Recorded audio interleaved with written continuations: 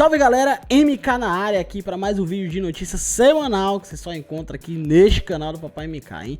Com aquele, ó, pitada de pimenta. E essa semana tem muita notícia foda pra gente comentar. Então de antemão já vou avisar pra vocês, esse vídeo vai ser longo e talvez seja o vídeo mais longo do nosso canal, mano. A gente já falou muita coisa nos vídeos anteriores, mas esse tem um fator muito especial, né, que a gente vai falar sobre a Mixer. E isso eu vou deixar pro final do vídeo, ok? Então esse vídeo já de antemão afirma a vocês que vai ser um vídeo bem longo, que eu vou contar toda uma história e o embasamento da minha opinião sobre tudo isso. Mas vamos lá pras notícias e deixa essa notícia por último, beleza? De antemão, eu queria afirmar pra vocês pra compartilhar, se puder, deixa aquele like também. A gente tá com a meta, galera, de chegar aos 1000 seguidores aqui no YouTube, mano. Então se você puder compartilhar o que vocês já estão fazendo, curtir, deixar o like e também avisar os seus amigos sobre o canal, cara, eu fico muito feliz pra ver se a gente consegue bater essa meta de 1000 seguidores, cara. A gente tá batalhando aqui, vocês estão vendo que tô fazendo live todo dia, vídeos todos os domingos também aqui no YouTube. Eu quero ver se eu começo a aumentar um pouco mais a frequência e sempre, mano, dando o meu melhor aqui. Então se você puder ajudar mais uma vez o MK, eu vou ficar muito grato mesmo, beleza? Então vamos para as notícias. Primeira notícia da semana é: Cyberpunk 2077 ganha novo vídeo de gameplay, né? Cyberpunk recebeu um novo vídeo de gameplay durante a Night City Wire do dia 25/6. O trailer naturalmente é focado em uma das missões do game, onde o jogador deve analisar o som de uma conversa entre dois personagens, certo? O vídeo mostra o processo de investigação de uma briga generalizada em uma espécie de bar. O jogador consegue examinar uma série de detalhes do ambiente graças a um implante BD, que eles chamam, que grava todos os detalhes do ambiente à volta de quem estiver usando o aparelho. O implante permite que o protagonista sinta as emoções do indivíduo que estava utilizando. No trailer, ele está dentro da pele de um assaltante e consegue sentir todo o seu estresse, raiva e alguma esperança. Eu vi esse trailer, né, e eu até comentei lá no Twitter também, que assim, o Cyberpunk, ele tá sofrendo um hype muito grande, né, inclusive até discordei de algumas pessoas que por conta dos adiamentos perderam o hype. Eu acho que isso pode ser um bom sinal, não vejo como má sinal, mas toda a parte da gameplay, eu ainda não consegui criar esse hype todo que a mídia cria, né? É um game com potencial absurdo, é interessante a gameplay, aí eu recomendo até vocês darem uma olhada, mas ainda não me causou nenhum impacto pra mim dizer, nossa, esse jogo vai ser isso, aquilo. Não, tô bem tranquilo, vou jogar o game e espero que seja muito bom. Já até pontuei nos vídeos anteriores o que eu espero e o que eu não espero do Cyberpunk 2077. Se você quiser dar uma olhada nos vídeos anteriores também, tá muito foda, beleza? Mas é isso. O detalhe interessante é que a CD Projekt Red colocou no vídeo, né, de gameplay, que colocou lá bem grande lá em cima, que a imagem não reflete o produto final. Isso é interessante pra galera que adora ir pra CG e mostra claramente, primeiro, que já parece um pouco mais com a gameplay que a gente espera de um jogo da geração atual, em 2020, não tem nada demais em relação aos jogos que a gente já viu por aí, né? E segundo, que o jogo ainda pode sofrer alguns downgradezinhos aí, que eu acredito que sim. Então é bom pra galera deixar de hypar, que qualquer CGzinha a galera já bota num alto nível, etc. Então não, vamos focar na gameplay, na história, vamos ver se é interessante, e parece interessante, mas isso só de 19 de novembro, que vai ser o dia de lançamento do Cyberpunk 2077, ok? Passando para a próxima notícia, o Square Enix anunciará jogos que eram previstos para a E3 entre julho e agosto deste ano. Então, a publisher Square Enix planeja revelar jogos que seriam mostrados durante a E3 2020 entre julho e agosto, confirmou a companhia em uma reunião com investidores na última quarta-feira, dia 24. Questionada sobre o impacto da pandemia, a empresa afirmou que precisa revelar novos jogos durante a E3 como faria normalmente. O evento, é claro, acabou cancelado em março deste ano por conta do novo coronavírus, né? No caso, o evento que seria da E3, né? O plano B da publisher passou a ser uma conferência de imprensa alternativa, que acabou não indo para frente por conta de ativos que não foram completados a tempo. A expectativa agora é que os títulos sejam revelados individualmente, né?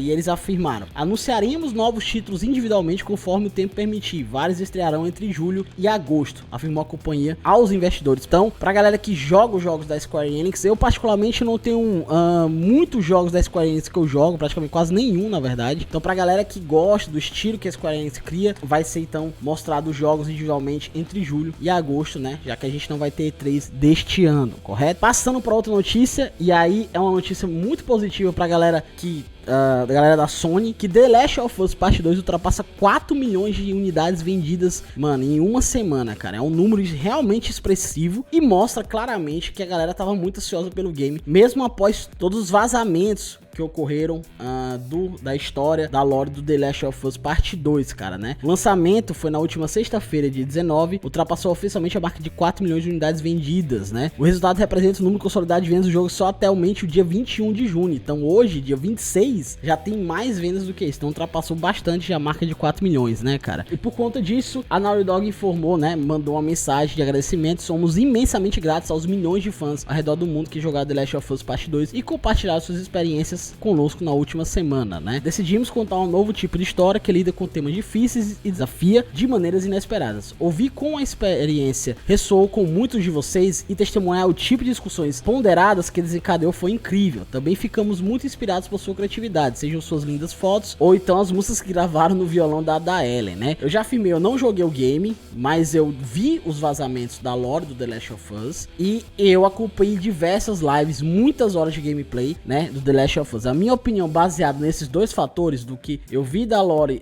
que foi divulgada, né, que foi vazada, e do gameplay, é aquilo que eu já falei anteriormente. A história é extremamente rasa no sentido que não há profundidade. Os diálogos em muitos casos também falta um pouco mais de profundidade. Eu achei que teriam cenas que dava pra ser muito fodas, né, belíssimas inclusive, e que pecam um pouco nos diálogos em relação a isso. E o game, na minha opinião, que é o que eu sempre bato na tecla, ele tem muitas cutscenes, né, do que eu vi. Não é uma opinião finalizada não, porque eu vou jogar o game, eu devo pegar o PS5, já filmei pra galera, e eu vou jogar o game, mas pelo que eu vi, tem muitas cutscenes e isso me irrita um pouco, né.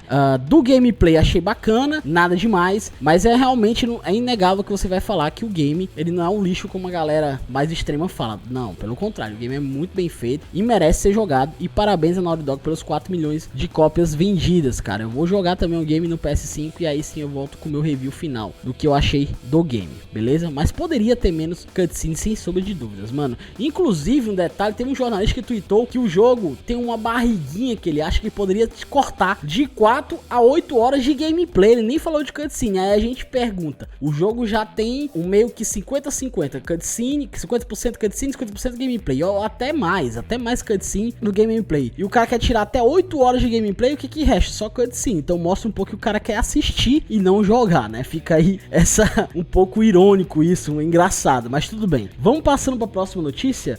Esse é um game muito interessante, que é o Project Cars 3, para quem gosta de simulação, etc. Será lançado em 28 de agosto, certo? Project Cars será oficialmente lançado em 28 de agosto, revelou a publisher Bandai Namco nesta quarta-feira, dia 24, certo? O game promete, né, uma experiência mais democrática e acessível para fãs casuais de games de corrida, diferente dos outros Project Cars. Então ele já vai ser mais focado em arcade, vai ser um syncade mais a la Forza, né, em que seja mais acessível para as pessoas que não querem investir num volante, querem mais jogar de boa, como é a franquia Forza, por exemplo, entendeu? O game vai contar com mais de 200 veículos, 140 pistas, inclusive Interlagos, e um modo carreiro redesenhado que vai das corridas de rua com carros normais a circuitos profissionais, cara. Ele vai ser lançado para PS4, Xbox One e PC. Então, dia 28 de agosto, se a galera quiser testar, o Project Cars vale muito a pena, os outros dois são muito bons, cara. Então, vale a pena ficar ligado em relação a isso, ok? Passando para a próxima notícia, a gente vai falar sobre a Steam Summer Sale, né? Que são vários games em promoção que tem a Steam. Não é nem de longe igual às outras promoções que a Steam tinha nos anos anteriores, cara. Até tava comentando com um amigo meu que não é nem de longe as promoções que a Steam tinha. A Steam tinha muito apelo em relação às promoções dela e acabou perdendo um pouco com o tempo. Mas tem jogos muito interessantes, cara, certo? Que aqui no Brasil é conhecido como uma promoção de férias, né? Já está ativo na Steam, oferecendo milhares de games e conteúdos com descontos. Há grandes lançamentos em oferta, mas também há vários jogos PC por menos de R$10. Então a gente listou alguns jogos aqui abaixo dos R$10, cara. Dentre eles, o que eu recomendo, cara, é um game muito interessante, muito engraçado e vale a pena pra passar o tempo, que é o Papers, Please. Ele tá R$8,49, cara, vale muito a pena. Outro jogão por menos de R$10 é o Ori The Blind Forest.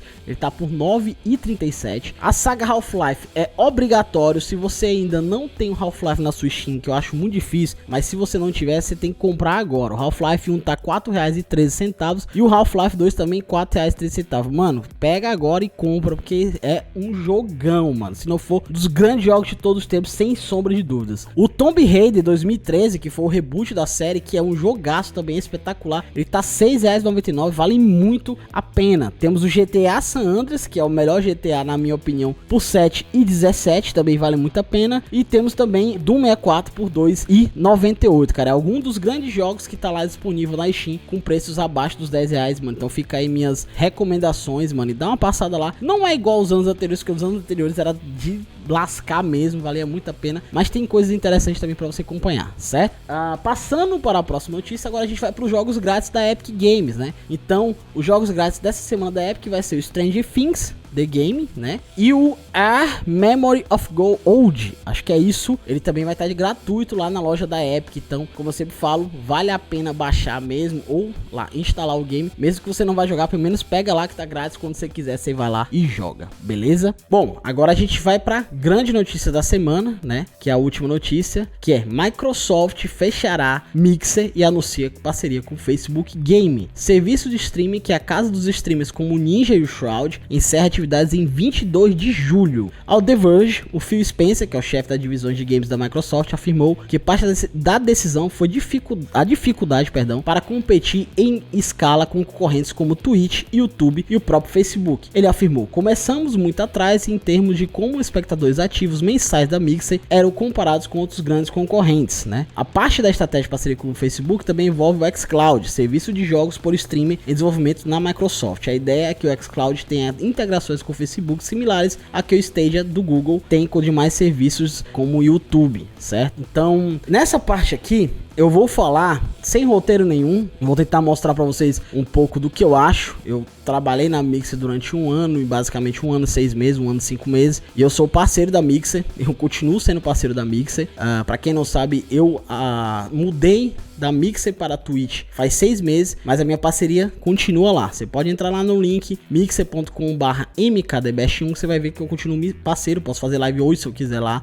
Meu botão de subscribe tá lá, então só tô com um status chamado inativo por não estar ativo na plataforma, mas o meu status de parceria não mudou, continuo parceiro da Mixer. Então eu vou falar críticas, ou uma visão mais crítica das decisões da Mixer que tomou errado na minha opinião, e do que eu faria se eu fosse algum manager ou fosse algum gestor da Mixer aqui no Brasil. São coisas que eu faria, mas com a visão de que eu não conheço nenhum processo interno de como funciona a Mixer aqui no Brasil, ou de como funciona a hierarquia, etc. Então tudo que eu vou falar é o que eu faria, mas sem conhecer realmente como é que funciona o trabalho aqui dos managers ou da galera que administra aqui a Mixer no Brasil, certo? Eu vou começar aqui, o grande culpado, é claro, é a Mixer americana. A gente vai citar alguns dos exemplos e eu quero que você, se você quiser, deixe sua opinião aí, ok? Então, mais uma vez, vai ser tudo que vem do coração, não tem roteiro, não tem nada, é tudo que eu posso esquecer algum detalhe ou outro, mas é isso. Então, falando da Mixer, eu comecei na Mixer em agosto de 2018. Eu tinha um Xbox One S e eu queria sempre muito fazer live. Eu já queria há muito tempo, eu não tinha uma conexão com um upload decente para fazer. E aí a Vivo disponibilizou 5 MB de upload para mim, né? E aí eu fui logo tentar fazer live. E eu fazia live direto do Xbox lá no canal da Mixer. Com isso eu comecei a acompanhar mais a plataforma e comecei a amar a plataforma. Ela tinha uma interface muito legal, tinha um FTL que era sensacional, não tinha delay. E era muito simples fazer lives pelo console, cara. E aí, mano, eu comecei a amar tudo isso. Eu já amava jogar videogame e agora interagir com a galera. Então meu canal era pequeno e eu comecei a crescer aos pouquinhos. Então apareceu, nunca me esqueço do primeiro viewer do canal que ficou comigo numa live de PUBG. Ele ficou praticamente 3 horas, 4 horas comigo numa sexta-feira, só eu e ele trocando ideia. Era o Alanzinho, cara. Eu sou eternamente grato a esse cara até hoje. O meu muito obrigado, Alanzinho. Depois chegou o Igor, que é um português,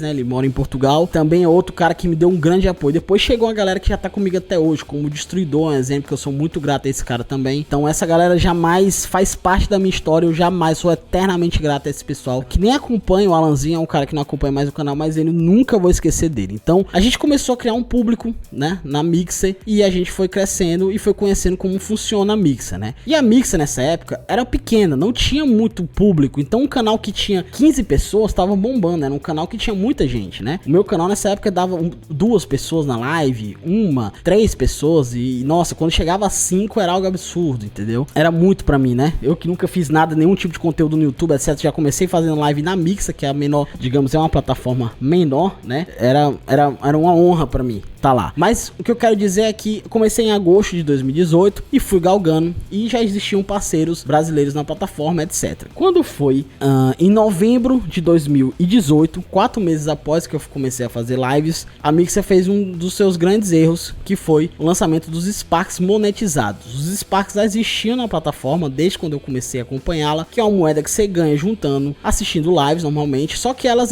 serviam como interatividade da live. Era só para você mandar um GIF aqui, existia, etc, mas nada que era monetizado. Em novembro, se não me engano foi em novembro de 2018, começaram os Sparks monetizados. Como funciona isso? Você tinha um cristal no seu canal, em que o seu público juntava os Sparks, ou seja, assistindo sua live ou qualquer outra live, bastava ele ficar dentro da plataforma, assistindo qualquer live, seja gringa, etc. Ele começava a ganhar um número de Sparks, e aí ele poderia doar essa quantidade de Sparks para um canal X, Y, etc. Ele ia interagindo com o chat, com o streamer, e aí esses números iam subindo aquele cristal. À medida, e tinha várias metas para você bater dentro do mesmo cristal. E à medida que você ia bater nas metas, você ia ganhando um valor semanal. Esse cristal funcionava durante uma semana. Começava na terça, 2 horas da tarde, e até outra terça, às 13, né? 1h59. Então você tinha uma semana para bater a meta que você quisesse. Então, eu não me lembro muito bem os valores, mas era tipo, a primeira meta, que era menor, você ganhava $2. Depois ia para $5. Aí depois ia para, sei lá, $25. Depois ia para 40. Eu sei que ia subindo a meta, etc. Depois ia, sei lá, pra $75, não tô lembrando. Você que ia subir na meta até que chegava um número máximo. Se você chegasse aos 300 milhões de Sparks doados, você chegava a $950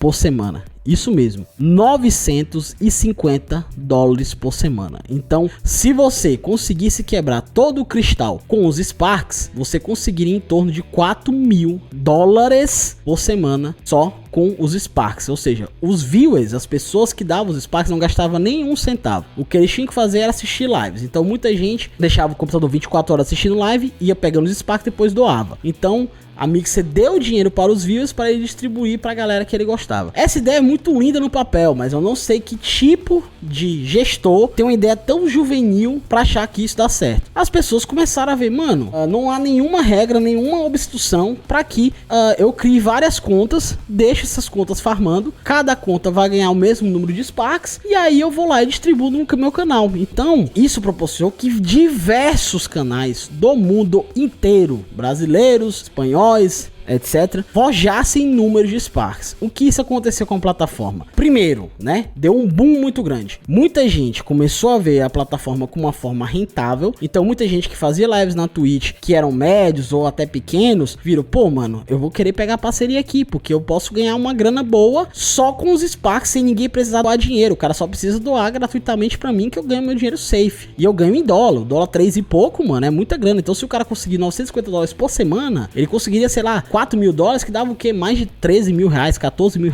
por mês, que é uma puta de uma grana, quer queira, quer não, só com os Sparks, fora subs, donations e embeds, que é os bits da Mixer, né? Então com isso, abriu os olhos de muita gente e muita gente começou a vir pra plataforma, certo? E aí muita gente começou a vir com a plataforma, a Mixer começou a dar o grande boom, e aí gerou uma série de consequências. Isso foi o grande erro, porque justamente isso, os Sparks geraram uma série de consequências negativas para a plataforma. A primeira delas é que é fato, a plataforma ficou conhecida como plataforma de bots. Então, muita gente, pequena, média e grande, utilizava de artifícios de contas fakes para farmar os Sparks e aí ganhar dinheiro com isso. E aí você tira toda a credibilidade de criadores de conteúdo da Mix. Isso é um fator negativo. Tem gente que tá cagando pra isso, tem gente que só pensa o dinheiro, tem credibilidade, tá cagando, por isso que fazia isso. Mas pra mim, mano, é muito importante. Eu sou um cara extremamente profissional, depois eu vou afirmar mais isso, falar sobre isso mais pra vocês, da minha visão. Mas esse foi um dos fatores negativos. Segundo ponto negativo, as pessoas mudaram seus conteúdos pra focar em Sparks. Então praticamente toda live que você entrava na Mixer, o conteúdo deixava de ser focado em gameplay, interatividade, para ser focada em Sparks. As pessoas só falavam em Sparks, ou Sparks, dois Sparks. Toda a interatividade do canal era focada em Sparks. Então houve um decréscimo de qualidade de live dentro da plataforma. Então muita gente começava na Mixer pelo Xbox, já tinha uma qualidade inferior em termos de imagem, de som, etc. Depois a galera começava a comprar PC, etc. Melhorou a qualidade. Mas em relação a Twitch, as qualidades das lives já eram inferiores tecnicamente e ficaram ainda mais inferiores de conteúdo. Então o core das lives, né, o conteúdo das lives caiu muito por conta dos Sparks. Viraram até, a gente tinha até uma expressão chamada prostitutas dos Sparks, basicamente isso. Inclusive, já deixo o meu adentro, eu fui o único streamer, isso eu posso falar com orgulho, que criticou toda essa parada dos Sparks. Isso antes de eu virar parceiro. Quando eu virei parceiro, que foi em janeiro de 2019, as pessoas acharam que o meu discurso iria mudar. E não, eu continuei criticando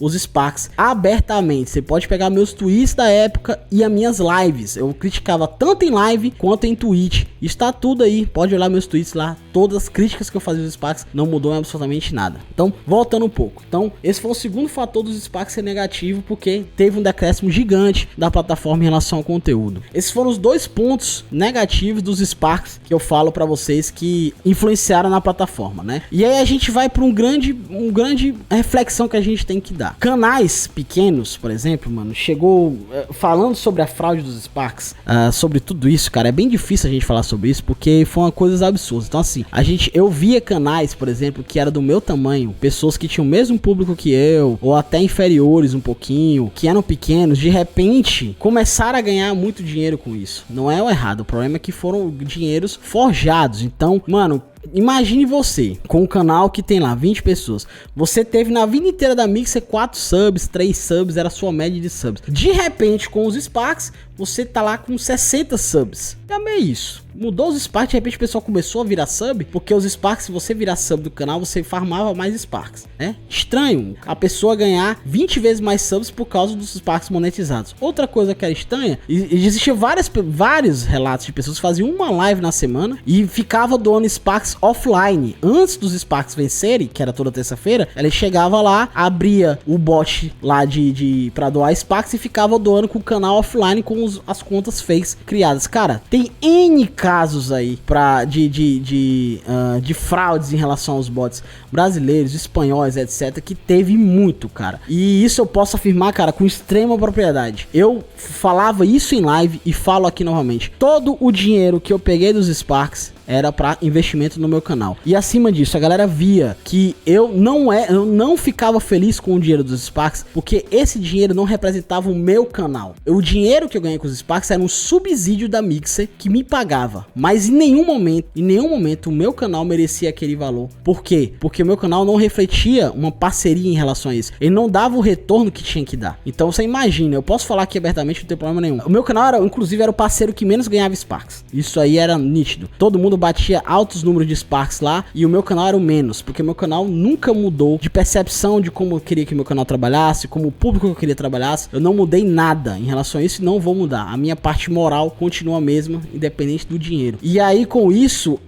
eu conseguia tirar R$1.200, R$1.000 só com o dinheiro dos Sparks, cara, o que pra mim já era demais. Imagine você, um cara que em 6 meses de live, né, que eu virei parceiro em janeiro de 2019, eu comecei em agosto, em 6 meses de live com um público de 15 pessoas, 20 pessoas em média na minha live, de repente tá ganhando R$1.200, cara. É completamente fora de realidade do valor de percepção do tamanho de canal que eu tenho. É completamente fora de percepção. E aí a gente tem um terceiro problema em relação a isso. Você imagina essas pessoas que tem o mesmo público que eu, de repente tá ganhando R$6.000, R$7.000 com dinheiro só com Sparks mensal. Elas começam a ter uma percepção de canal que não é a realidade. Então essas pessoas, esses canais, principalmente os menores, começaram a ter uma percepção diferente do seguinte: porra, eu tô começando a ganhar esse dinheiro, meu canal já é grande, eu já tô ganhando um dinheiro bom, já dá pra mim viver disso. Teve gente que abandonou o emprego pra trabalhar com o Spark, que é uma coisa que eu sempre falava, que isso era uma parada temporária. É lógico, se você pensar minimamente bem, que isso não vai continuar. Isso não tem nenhuma noção de continuar. Não tem como eu ter 15 subs, que era o que o meu canal tinha, 10, 15 subs, né, e ganhar R$1.200 por mês num canal, cara. Não tem a mínima condição. Um canal com a média de 15, 20 pessoas lá, não bate, o número não bate. A Mixer tá me subsidiando pra me fazer live, simplesmente não bate. E aí muita gente caiu nesse conto de achar que era grande, começou que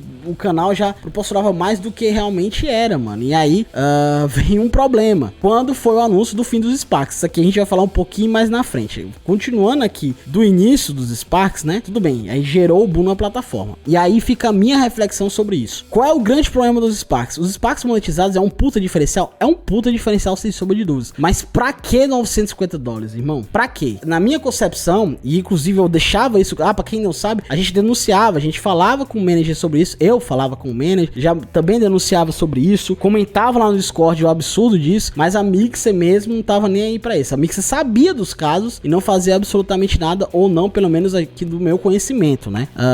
Mas isso aí é problema deles, o dinheiro é deles, eles sabem o que fazem, né? E aí eu fazia o meu trabalho, mas tudo bem. Uma coisa que eu batia na tecla lá no Discord oficial dos parceiros, mano, por que e aí vem dos criadores do Mixer, dos gestores do Mixer, e mostra como eles são juvenis em relação à concorrência, como eles não têm falta noção de mercado para ter uma ideia abissal dessas e achar que vai dar certo. Por que não colocar valores realmente condizentes com a realidade? Imagine você se, ao invés de $950 ser o valor máximo semanal para os cristal dos Sparks, se eles colocassem $25. Ou seja, por mês você teria condição de quebrar o cristal ao máximo e ganhar $100. Então o que acontecia com isso? Os canais grandes, com um público grande, bateria lá toda a vida o seu cristal máximo e conseguiria seus $100. Os canais medianos conseguiria lá uma média lá interessante, aí conseguiria ganhar por mês uns $50. E os canais pequenos conseguiriam seus $15, seus $10, seus $20. O que, mano, já é interessante. Imagine você tá começando a fazer lives, é um iniciante, uma plataforma que tem muito potencial, e você consegue por mês, por conta do seu público tá lhe ajudando lá com os Sparks, uma faixa de $20. $20, cara, dá na faixa dos R$70, 75, R$80, cara. Já é um game em promoção, já ajuda numa conta que você precisa, já ajuda, sei lá, a você realizar um sorteio pra galera. Então você pode fazer N coisas com esse dinheiro gratuitamente. O seu público tá doando gratuitamente sem gastar um centavo. Você acha que mesmo com esse incentivo mais condizente com a realidade, os grandes tiravam lá seus $100 pros grandes? $100 não seria nada. Tudo bem, não seria nada. Isso mesmo no mercado americano. Mas $100 lá no mercado americano, mesmo o pessoal que tem poder de compra, que dá subs mais facilmente do que aqui no Brasil, o cara consegue comprar um mouse, o cara consegue comprar um item, fazer um sorteio pro cara, pro canal, isso tudo gratuitamente, sem nem ele e sem nem o seu público gastar um centavo de dinheiro. Então, acredite se quiser, eu acho que o mesmo movimento de boom teve de streamers, de público acompanhando a Mixer, teria se o valor fosse mais baixo, fosse condizente com a realidade. Eu acho que a mesma quantidade de pessoas que viriam para a Mixer dos $950 semanais que os Sparks eram, poderiam vir se fosse $25 semanais, porque é muito interessante para o streamer pequeno, para o streamer médio e também para o streamer grande, porque aumenta a interatividade com o público e aí você ganha um dinheiro com isso, cara. Então, mano, deixaria as contas da Mixer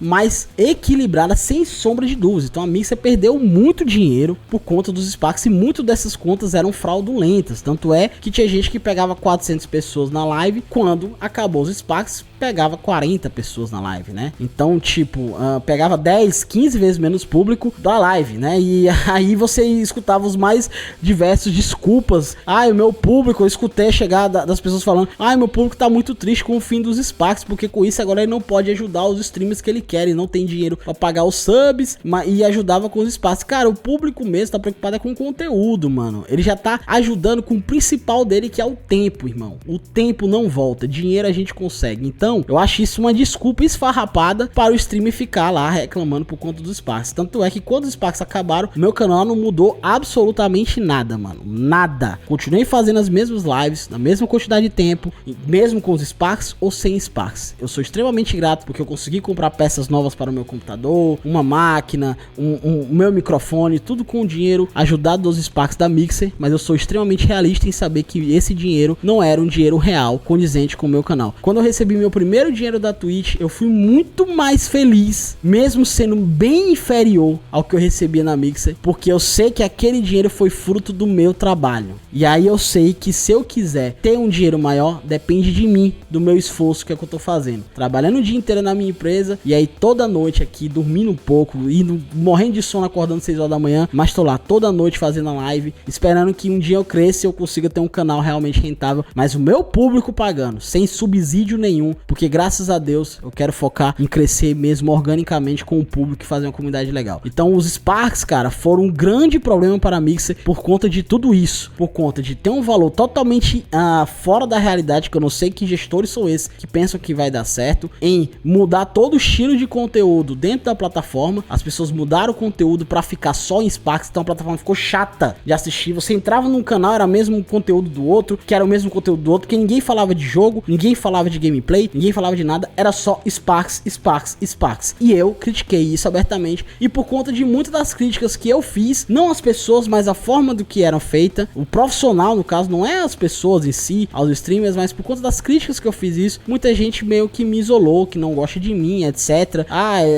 Não sei o que, tem muita gente que não gosta de mim, mas cara, eu falo o que eu penso, e o que eu penso é isso, e eu não vou mudar em relação a isso. Esse foi um dos grandes problemas da Mixer, sem sombra de dúvidas. Passando desse problema, a gente vai falar de outros problemas. Aí temos um outro grande problema da Mixer, que era a parte técnica. A Mixer, então vamos lá. Quando começou, né, que não tinha os Sparks, a Mixer era pequena, e aí a Mixer tinha problemas técnicos. O FTL é um grande diferencial da plataforma, não existia delay para você fazer live. Era menos de 1 segundo, era 250 milissegundos, enquanto na Twitch era 8 segundos, se não me engano, naquela época. Então, a plataforma tinha problemas, às vezes travava, ficava tela preta, o aplicativo de celular era muito ruim, principalmente no Android era horroroso, as pessoas não conseguiam assistir live, mas como eram menos pessoas, dava pra contornar, a pessoa dava um F5, voltava, fechava e abria de novo, voltava, etc. Com o boom por conta dos Sparks, muitos streamers veio, etc, streamers contratados também, mas outros que vieram porque visaram os Sparks como forma de ganhar dinheiro, o que tá normal, não é problema nenhum, isso faz parte do mercado. A plataforma começou a encher mais de gente e bot,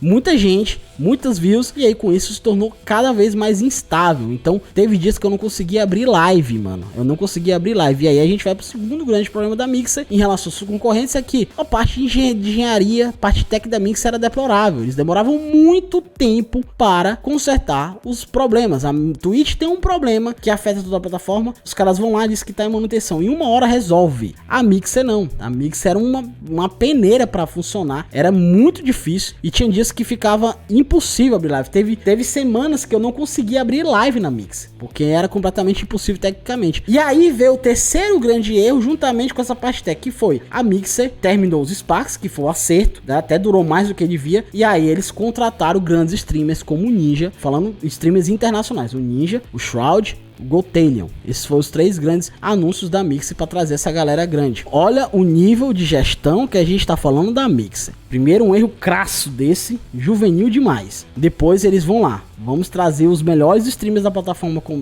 concorrente pra gente botar pra cá, show de bola. Mas a gente vai lá, esse arruma de pessoas, de público gigante que esses caras têm, numa plataforma que funciona, que ela é lisa, que ela funciona 100% no celular, no PC, Smart TV, onde você quiser, pra trazer pra uma plataforma problemática tecnicamente como é a Mixer. Cara, não vai dar certo. E aí, o problema não é a contratação, mas o momento da contratação. Então você traz essa galera, e aí o Ninja, na primeira live que ele fez, deu mais de 100 mil pessoas na Mixer. E aí, gradativamente foi perdendo o público, até que chegou a o Ninja ter 3 mil pessoas em live aí, em média, 3, 5 mil pessoas em live, que não é condizente com o tamanho do Ninja. Por quê? Porque muitas das pessoas que vieram acompanhar o Ninja, instalaram o aplicativo trava. Vem pelo computador, o computador não funciona, a tela dá preta, e o principal, o grande diferencial da Mixer era o delay zero, era o FTL, o protocolo FTL, que não tem delay nas lives. E os caras, o protocolo é tão problemático que eles não conseguiam fazer lives no protocolo FTL. Eles faziam em RTMP com um delay de 12 segundos, mais ou menos isso, 10, 11 segundos de delay. Então você traz os caras com vários problemas técnicos, entre eles o diferencial da plataforma não funciona. Então o público que veio começou a ter uma série de problemas e, claro, logicamente não vem mais. Pô, não consigo mais assistir você. Infelizmente, a concorrente, beleza, o Ninja joga Fortnite, show de bola, mas tem vários outros streamers que também jogam Fortnite na Twitch. Então pra que eu vou ficar me matando, morrendo aqui pra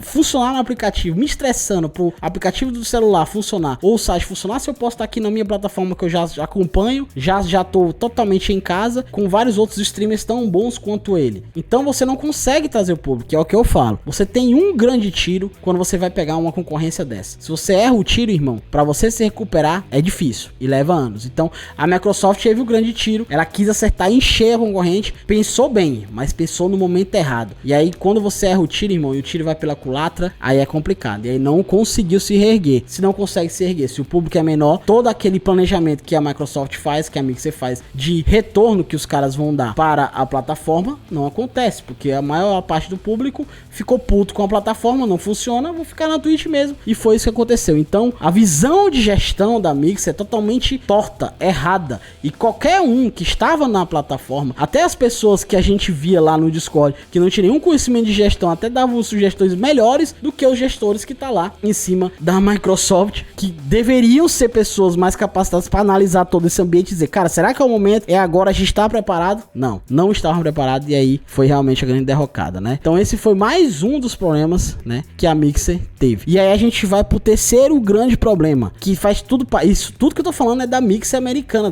dos cabeças lá na parte americana, que é a regionalização da Mixer. Era uma coisa que aí todos os streamers cobravam, a galera parceira cobrava muito lá, porque a Mixer, tudo que ela ia implementar de feature nova no site, demorava uma eternidade para se regionalizar. Então tudo ia primeiro para o mercado americano. Para chegar no Brasil era de 6 meses a 1 ano. Isso é um erro. A Twitch, a Twitch ela funciona. A Twitch está no mundo inteiro, assim como a Mixer também. Onde eu acessar a Mixer, eu entro. Se eu entro na Twitch lá no Japão, eu vou entrar na home do Japão, da Twitch, com os streamers japoneses que fazem lá, etc. Se eu entro lá na África, mesma coisa. Se eu entro na Europa, mesma coisa. Na Mixer não funciona assim. Eu tô no Brasil, a Mixer implementa a feature, eu entro lá, o que aparece na feature são americanos. Então eles implementaram, por exemplo, a feature do Channel One, que é uma ideia maravilhosa. Pra quem não sabe, o Channel One é um canal oficial da Mixer, que ele ficava rosteando parceiros de 15 minutos. Então ele rosteava uma pessoa aqui, 15 minutos, depois mudava para outro, etc. O que isso é sensacional? Porque o viewer, se ele quisesse, ele não precisava ficar garimpando conteúdo. Ele entrava no Channel One e ficava lá. E aí o Channel One tava lá. No stream ele conhecia, beleza, curtia, dava o follow. E depois de 15 minutos ele ia para outro. E aí ele ia rotacionando entre os parceiros e o cara ia conhecendo vários streamers diferentes no mesmo canal sem apertar nenhuma tecla. Ele só ia seguindo se ele quisesse, depois acompanhava após ele sair do Channel One, tá entendendo? Então era uma ideia sensacional. Mas esse Channel One existia só para streamers americanos. Só que se a Mixer quer crescer, irmão, a Twitch tá no mundo inteiro, não tá só na América. Então, para eles criaram um Channel One BR, espanhol, entre outras regionalidades, foi 1 ano para eles criarem aquilo, cara. Qual a dificuldade de se criar o mesmo sistema, só que só mudava a língua? O sistema é o mesmo, irmão. É o mesmo, só vai mudar o quê? É uma linha de código ou algumas linhas de código para dizer você vai hostear somente parceiros que estão com a língua brasileira habilitada. Acabou. Qual é a dificuldade de você realizar isso? Qual é, irmão? Nenhuma, mas demorou 1 ano para a plataforma fazer isso. Esse é só um dos exemplos. Outro exemplo foi que criaram na home principal da Mixer 8 streamers em destaque. Todos os streamers são americanos. Eu sou brasileiro, entro no mixer.com, aparece 8 grandes streamers lá na tela, gigante para mim conhecer, são streamers americanos. Eu brasileiro, num país em que a minoria fala o inglês, quero consumir conteúdos em português, mas eu só vejo conteúdos americanos. Então não era difícil aparecer no meu canal, gente. Nossa, um streamer brasileiro aqui na Mixer, já vou seguir. Era muito comum a gente escutar isso. Então você vê como era um problema. Como é que você quer uma plataforma competir com a gigante que domina o mercado no mundo inteiro, pensando somente no mercado americano? Ah, mas a gente implementa primeiro no americano para ver se dá certo, para depois expandir. Mas cara, tem features que não precisa esse demora toda pra gente colocar. Então, gente, a gente vai criar um canal Channel One aqui, ele vai funcionar durante 1 semana no americano. Se funcionar, a gente implementa no resto. 1 semaninha, brother. Já tá mais que suficiente pra você ter um resultado bacana e saber se dá certo. Mas não 1 ano, entendeu? Então não precisa de 1 ano fazer isso. E aí vem a derrocada que a Twitch começou a copiar as ideias da Mixer, só que funcionando. Então a Twitch implementou a baixa latência. Então o FTL, que era o grande diferencial da Mixer, com uma série de problemas, a Twitch implementou baixa latência com um delay de 2 segundos e funciona, irmão. E não tem nenhuma diferença, tanto para o streamer como para o viewer. Se na Mixer é 250 milissegundos, na Twitch é 2 segundos, mano, e no efeito prático é a mesma coisa, porque não muda nem a forma do streamer acompanhar e ver o chat, mano, é praticamente instantâneo, entendeu? Só que na Twitch funciona. Outra coisa foi o carrossel, a parada do carrossel que ficava na home da Mixer, mesma coisa, funcionava somente para streamers americanos, depois eles implementaram para os brasileiros, demorou muito tempo. Na Twitch, eles implementaram também tão bem e pro mundo inteiro, então se eu tô no Brasil, eu entro, tá lá o carrossel, que é os streamers tá em destaque lá, brasileiros. Se eu for para os Estados Unidos, a mesma coisa, assim vai. Então a concorrência fez o que é o correto que tinha que ser feito e a Mixer não. Então todos esses pormenores aí ocasionou na grande derrocada da Mixer. E aí o seguinte, quando foi em agosto de 2019, né? Agosto de 2019, a Mixer informou que os Sparks iam ser cancelados. E aí foi a derrocada da Mixer. O que aconteceu? Os Sparks são cancelados, a galera ficou doida, alucinada, os streamers começaram a tentar. Muitos dos streamers, todos quando eu falo streamers não são a maioria, alguns streamers começaram a achar N palavras para dizer que tá errado, não sei o que, na minha opinião tava correto, porque eles estavam corrigindo um erro que eles tinham feito, né, que os Sparks foi um erro, e aí com isso houve uma derrocada. Então muita gente que foi pra lá pra ganhar dinheiro com os Sparks acabou voltando pra Twitch ou indo pro Face, tentando outra vida, etc. Então a Mixer começou a murchar, só que aí eles terminaram os Sparks e aí veio a contratação do Ninja, do Shroud, do Gotelha. Então na minha cabeça, e aí já falando por mim, eu achei que com isso a Mixer Mixer tava mostrando que a gente errou, a gente vai consertar agora, investindo realmente no que interessa, trazendo o público pra cá grande, etc. Só que aí a gente foi vendo vários sinais de que a Mixer ia dar derrocada, né? E aí, com isso, eu abandonei a Mixer, comecei a fazer restream em outubro de 2019, perdão, e quando foi nesse ano, eu migrei totalmente pra Twitch. Isso aqui é mais ou menos a minha história na Mixer. Agora a gente vai falar um pouco do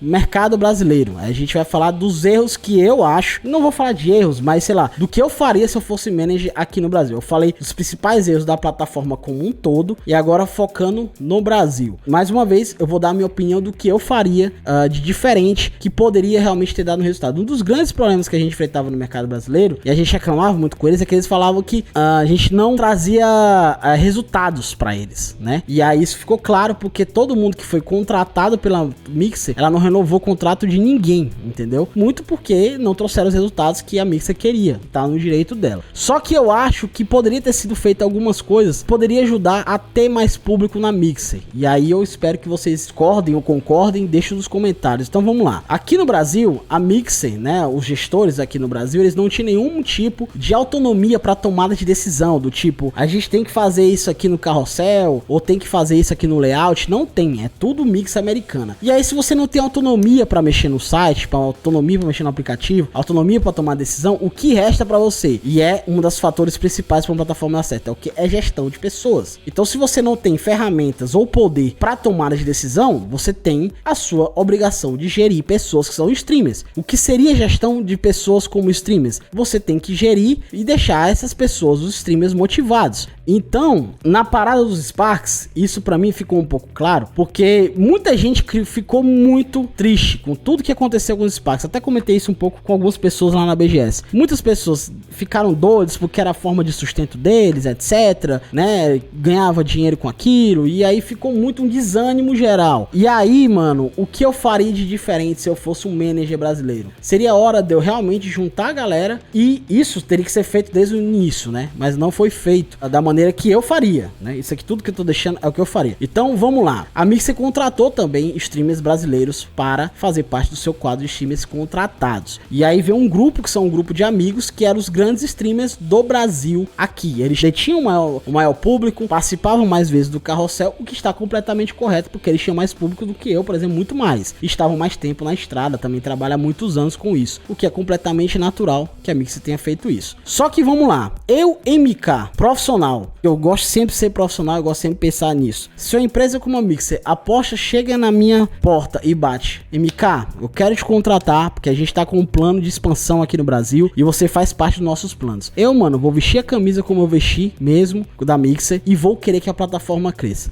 Então, mais do que seguir somente o que está em contrato, eu acho que era obrigação minha, ou pelo menos na minha parte ética, moral, profissional, era dar sugestões e tentar fazer a Mixer acontecer. O que eu acho que poderia ter sido feito é, por exemplo, se eu sou um streamer grande e tenho muito público, a minha intuição não é só que meu público venha quando eu tô em live, é que a maior parte desse público também permaneça dentro da plataforma. Como é que eu faço isso, mano? Se eu faço a minha live, termino a minha live, eu começo a hostear as pessoas menores para que o público também conheça outros streamers. E aí eu rotaciono isso. Não foi feito isso. Infelizmente, esse grupo, que são um grupo de amigos, nada contra, eles têm o direito deles fazer o que quiser. Mas eles, o que eles faziam? Um terminava uma live e hosteava o amigo do outro. Depois esse aqui terminava e hosteava o outro amigo do outro. E assim indo. E na minha visão é o seguinte: o público é basicamente o mesmo, porque eles são amigos e streamam há muito tempo. Então, se uma pessoa tá assistindo o streamer A e não o streamer B, não é porque ela não conhece o streamer B, porque ela conhece, que já conhece o streamer B, mas é porque ela gosta do conteúdo do streamer A. Se ela não está no conteúdo do streamer B, é porque ela não gosta por algum motivo que tá no direito dela. Então não adianta você dar esse host pra cá, porque esse público já conhece esse host, já conhece esse conteúdo. Se não tá lá, é porque não tem interesse,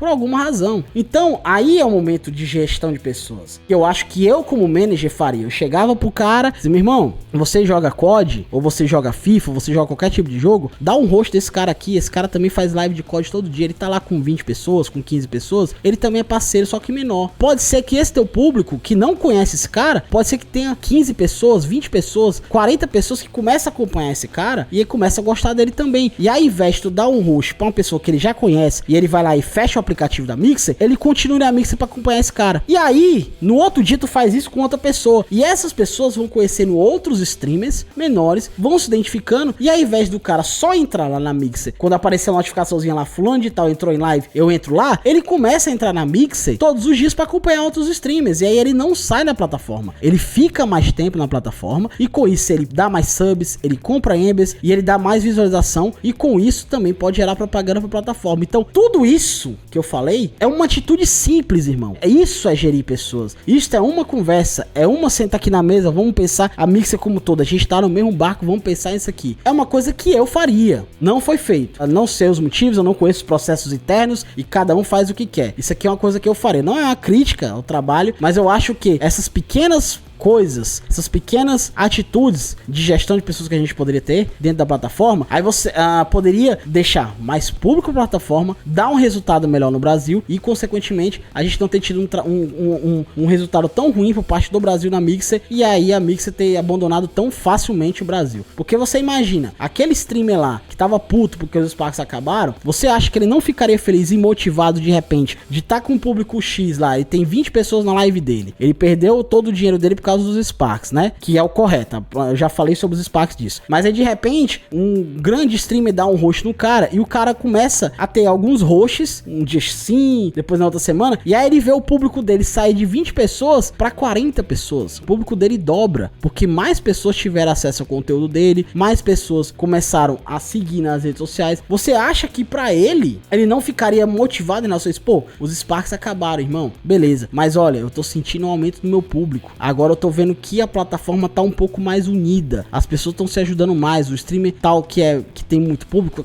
deu um host em mim num dia, depois deu um host do fulano de tal, e isso aumentou meu público. Cara, eu tô triste porque eu tô perdendo a minha renda, mas eu tô feliz porque meu canal tá crescendo, mano. Então eu já vejo um melhor caminho pra mim a longo prazo. Mano, e é uma atitude simples, não gera dinheiro, não gera custo, e não precisa de uma aprovação superior pra isso acontecer. Apenas uma conversa mesmo, franca, entre o gestor e entre os streamers, né, que são digamos, a mão de obra, né? Os peões que estão lá no dia a dia, eu me considero assim, o dia criando conteúdo, pra gente poderia ser um resultado diferente. Então, essa é a minha, digamos, grande crítica, uma visão diferenciada do que eu tenho para o sistema de gerenciamento aqui no Brasil. Mano, eu acho que faltou um pouco mais de gestão de pessoas. A parte maior, Sparks, essas tomadas de decisão, esses contratos, isso aí é a parte americana mesmo, que foi realmente lamentável, mas a parte do Brasil, a minha crítica realmente fica nessa ideia, mano. É o que eu faria, e eu acho que, porque é o que eu faria, eu acho que pouca gente faria isso, e eu, se eu fosse o streamer contratado, eu também pensaria dessa forma, mas eu sou eu, né, cara, eu sou um cara que levo muito a sério o meu trabalho, isso aqui eu considero como meu segundo trabalho, e é por isso que eu tenho uma comunidade tão bacana em relação a isso, que as pessoas enxergam um pouco disso de mim. Bom, eu acho que já me prolonguei muito, e aí a gente vai passar agora pro próximo passo da Mixer. Com o fim da plataforma, ela anunciou, por exemplo, que houve uma parceria com o Facebook Game, então a plataforma ela não foi vendida para o Facebook Game, né? A Mixer não foi vendida, mas a Microsoft criou uma parceria com o Facebook Game. Aí eu quero falar para vocês também da minha parte, da minha decisão. O que acontece com isso? Eu sou parceiro ainda e eu recebi o comunicado, por exemplo, que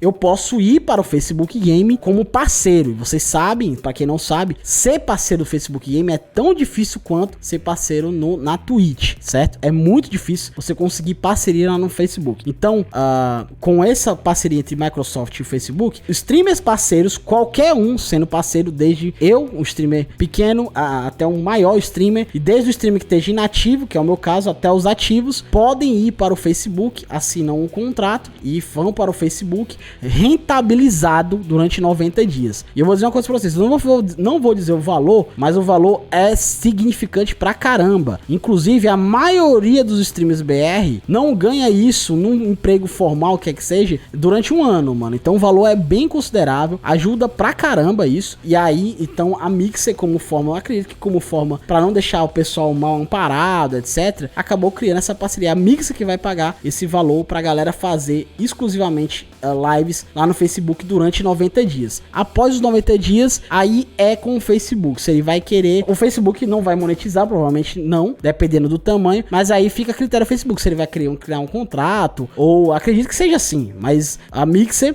só vai pagar esses 90 dias. O restante você fica parceiro normal, né? Só com subs e as estrelas que são os bits lá do Facebook, né? Então muita gente provavelmente vai pro Facebook, faça as lives dos 90 dias por conta do dinheiro e depois migre pra Twitch. Eu acho que o movimento natural do pessoal é isso. Tá errado? Não tá errado. A pessoa sabe onde o calo aperta, cada um é cada um e pode tomar a decisão que quiser, principalmente porque o dinheiro é muito bom realmente. Agora eu MK aqui, eu sempre falo e aqui fica novamente, né, retificando novamente que eu não quero e eu não acho que meu público é gado. Eu não os trato assim, eu tenho muita seriedade e levo isso com muito profissionalismo no meu trabalho. Então a gente saiu da Mixer há 6 meses, a gente foi full Twitch, a gente só tá na Twitch e eu hoje visto a camisa só roxinha, eu sou full Twitch e eu quero fazer um trabalho muito profissional lá na Twitch, eu quero crescer bastante lá, eu tô muito focado lá. Então, por mais que o dinheiro seja muito bom, eu foco muito no meu canal. Eu acho que não é vantajoso eu sair de uma plataforma agora que a gente tá começando a engajar o pessoal da Twitch, ir para um Facebook, visando somente esses 3 meses para depois voltar. Eu acho que aí é muito